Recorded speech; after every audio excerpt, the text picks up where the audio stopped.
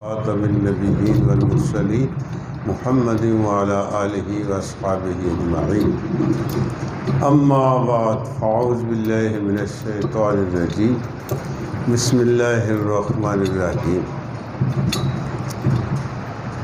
انا نحن نزلنا الذکر وانا لہ لحافظون۔ وقال النبی صلی اللہ علیہ وسلم خیرکم من تعلم القرآن وعلمہ، او کما قال علیہ الصلاۃ والسلام۔ صدق اللہ العلی العظیم و صدق رسولہ النبی الکریم۔ میرے انتہائی قابل احترام بزرگوں، دوستوں، بھائیوں اور عزیز طلباء، قابل سعادت احترام علماء کرام، میں تو صرف آپ حضرات کو ایک مبارکباد دینے کے لیے حاضر ہوا ہوں۔ درس کا جو سلسلہ جاری ہے تو حضرت مولانا فرمائیں گے۔ مجھے یہ اس سے یاد آیا کہ ہماری ایک جماعت ایک دفعہ کسی علاقے میں گئی تو ہمارے ایک بزرگ ہوتے تھے، ڈاکٹر نواز صاحب، پنڈی میڈیکل کالج کے وہ پرنسپل تھے۔ تو وہاں وہ کچھ دوستوں کے ساتھ، ڈاکٹروں کے ساتھ جماعت کو ملنے گئے۔ تو جب جماعت والوں سے ملے تو کہنے لگے کہ بھائی آپ کو ایک مبارکباد دینی۔ تو جماعت والے تھوڑا سا تجسس کہ حضرت کس بات کے مبارک؟ کہنے لگے یہ جس جگہ تم بیٹھے ہو تعلیم ہو رہی ہے، قرآن یا حدیث کو ترجمہ اس کا سنایا جا رہا تھا، یہ کون سی جگہ ہے؟ کہ جی مسجد ہے۔ یہ کتاب کون سی ہے؟ کہ جی قرآن ہے یا حدیث ہے۔ قرآن بھیجا کس نے؟ اللہ نے۔ حدیث کس نے؟ کہ حضور صلی اللہ علیہ وسلم کی۔ کہ یہ نصاب قرآن حدیث کا کس نے بنایا؟ اللہ کے حکم سے حضور نے بنایا۔ پڑھایا سب سے پہلے کس کو؟ کہ صحابہ کو پڑھایا۔ کہ یہ مبارک دینی ہے کہ آج آپ اس کلاس میں، اس کلاس روم میں، اس نصاب کے لیے بیٹھے ہیں۔ ایک وقت تھا اس کے پڑھانے والے حضرت محمد مصطفیٰ صلی اللہ علیہ وسلم، نبی الانبیاء، خاتم الانبیاء والمرسلین، کہ اللہ کی ساری مخلوق میں جن سے بہتر کوئی۔ چلو بیچ میں عقیدے کی بات یاد آ گئی۔ جنت مخلوق ہے کہ خالق ہے؟ کیا خیال ہے بھائی؟ اللہ کے سوا کوئی اور بھی خالق ہے؟ خالق تو ایک ہی ہے، وحدہ لا شریک ہے۔ تو جنت پھر کیا ہوئی؟ مخلوق۔ دوزخ کیا ہے؟ مخلوق۔ ہمارے نبی صلی اللہ علیہ وسلم کیا ہیں؟ صحابہ کیا ہیں؟ عرش، فرش، کرسی، زمین، آسمان، سب اللہ کے سوا ہر چیز کیا ہے؟ مخلوق۔ مخلوق میں سب سے اعلی اور افضل کون ہے؟ ہمارے نبی صلی اللہ علیہ وسلم۔ تو اب آپ بتائیں، جنت بھی مخلوق، ہمارے نبی بھی مخلوق۔ مخلوق میں ہمارا عقیدہ ہے کہ سب سے افضل ہمارے نبی ہے۔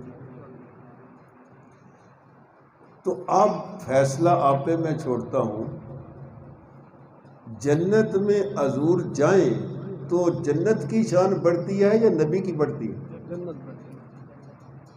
یہ ہے علماء دیوبند کا عقیدہ کہ جنت میں جانا حضور کے لیے کوئی اعزاز نہیں، جنت کا اعزاز ہے کہ حضور اس میں گئے۔ ہمارے وہ نبی ہیں جن کی وجہ سے جنت کی شان بڑھتی ہے، وہ جنت کے محتاج نہیں ہیں، وہ تو پہلے ہی جنت سے اعلیٰ اور افضل۔ اور اسی افضلیت کو مولانا قاسم صاحب نانوتوی رحمۃ اللہ علیہ نے بڑے مختصر جامع الفاظ میں یہ بتایا تھا کہ جب حضور کی وفات ہوئی تو کل نفس ذائقۃ الموت کے تحت وفات تو ہوئی، جان تو نکلی، قبض تو ہوئی، لیکن اس روح کو جنت میں چین نہیں آیا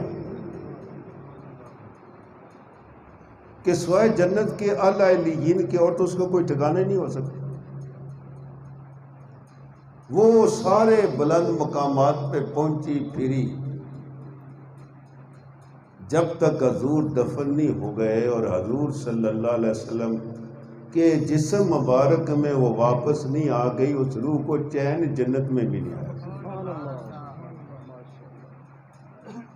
کہ جنت میں بھی وہ چیز نہیں جو اس جسم کے اندر ہے۔ اور اس کو امام مالک صاحب رحمۃ اللہ علیہ نے بطور فتوے کے یہ فتویٰ دیا تھا کہ مجموعی طور پر تو بیت اللہ کا جو حرم ہے وہ افضل ہے، ایک نماز پڑھو 1,00,000 کا ثواب۔ جو مسجد نبوی کا حرم، مدینہ شریف کا حرم ہے، اس میں نماز پڑھو تو 50,000 کا ہے۔ اس لیے مجموعی طور پر حرم بیت اللہ جو ہے وہ افضل ہے، لیکن امام مالک صاحب فرماتے ہیں کہ وہ جو کمرہ جس میں حضور کی قبر مبارک ہے، بیت اللہ پر اللہ کی روزانہ ایک خاص تجلی پڑتی ہے۔ اس لیے حدیث میں آتا ہے کہ روزانہ 120 رحمتیں اللہ کی بیت اللہ پر نازل ہوتی ہیں، 60 رحمتیں طواف کرنے والوں، 40 رحمتیں وہاں نفل پڑھنے والوں کو، نماز پڑھنے والوں، اور 20 رحمتیں صرف بیت اللہ شریف کے دیکھنے والوں۔ اس لیے جو مسئلہ سمجھتے ہیں نا، آپ کو بہت سارے لوگ وہاں ایسے نظر آئیں گے کہ وہ طواف سے فارغ ہو کے، نماز سے فارغ ہو کے کسی کونے خدرے میں بیٹھ کے بیت اللہ شریف کو صرف دیکھتے رہتے ہیں۔ تھکاوٹ بھی اتر جاتی ہے، تسبیح بھی ہوتی رہتی ہے، اور بیت اللہ شریف کی زیارت بھی، اور اس پہ کتنی رحمتیں ملتی ہیں؟ 20۔ امام مالک صاحب رحمۃ اللہ فتویٰ دیا کہ بیت اللہ شریف پر 120 رحمتوں کی خصوصی تجلی نازل ہوتی ہے، لیکن جس کمرے میں حضور صلی اللہ علیہ وسلم دفن ہے، اس کمرے میں جو تجلی آتی ہے وہ بیت اللہ کی تجلی سے افضل ہے۔ اس لیے مجموعی طور پر بیت اللہ کا حرم افضل ہے، لیکن وہ کمرہ جس میں حضور کی قبر مبارک ہے وہ بیت اللہ کی عمارت سے بھی افضل ہے۔ اس لیے جو تجلی حضور پر پڑتی ہے وہ بیت اللہ پر پڑتی ہے۔ تو میرے دوستو، میں تو یہ مبارک دینا چاہتا تھا، اللہ جزائے خیر دے قاری تاغو۔ اس لیے کہتے ہیں نا، کوئی فکر مند آدمی، کوئی عالم کسی علاقے میں چلا جائے تو پورے علاقے کی قسمت جاگ جاتی ہے۔ یہ اللہ نے پدر والوں کو ایک خاص انعام بخشا ہے۔ اب چونکہ منہ پہ